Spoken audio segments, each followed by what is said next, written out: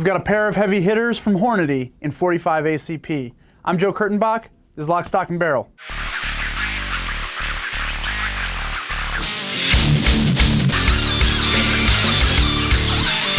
From the introduction of the M1911 semi-automatic pistol through its decades and decades of military service, a lot of us have come to recognize the 230 grain full metal jacket load or ball load as the standard loading for .45 ACP.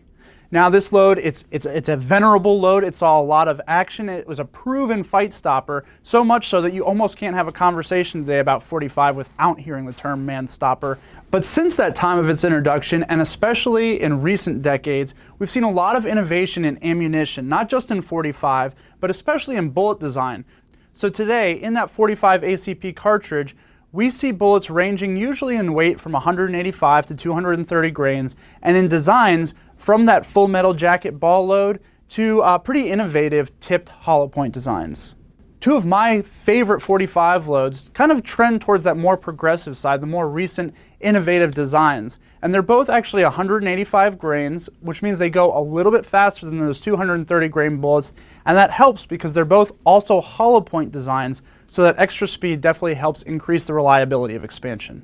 Another consideration when using lighter bullets in the .45 load is that when it comes to the equation that makes up recoil, projectile weight is a major factor. So skimming a little bit of weight off that projectile can actually decrease the felt recoil. And while it's not a major change in how the gun feels and operates, it is significant, makes it a little bit more shootable, at least in my opinion. Now the first load I want to talk about is the American Gunner 185 grain XTP load. At the muzzle, it's going about 970 feet per second, and at Midway USA, you can find a box of 20 for about $16.50 or about 80 cents a round. The XTP bullet is a hollow point design, and it is fantastically accurate. It has also been around for decades and has proven to be very reliable when it comes to expansion. And it was designed to be a very versatile projectile, and it's really ideally suited for not just practice, but hunting and personal defense as well. And because this loads in the American Gunner line, you can be sure that the components are of the best quality, and the entire recipe for this load has really been matched to the qualities of that 185 grain XTP bullet, really designed to get the most out of that projectile. And again, with the American Gunner line, you're getting really performance-driven ammunition, but at a much lower cost than some of the other guys. The second load I want to talk about was really designed for personal defense and concealed carry practitioners, and that of course is the Critical Defense 185 grain Flex Tip Expanding, or FTX bullet. At the muzzle, the FTX is going about 1,000 feet per second, and at Midway USA you can find a box of 20 for about $20, so $1 a round, which is right on par with good personal protection ammunition.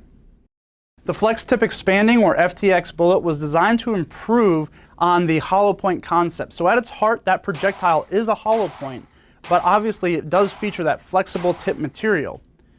Now the reason for that tip material is that the main weakness of hollow points, especially slow-moving ones, is that when they come in contact with a barrier, especially light clothing, those kinds of softer materials, it can clog that hollow point and basically turn it into a deep penetrating ball load.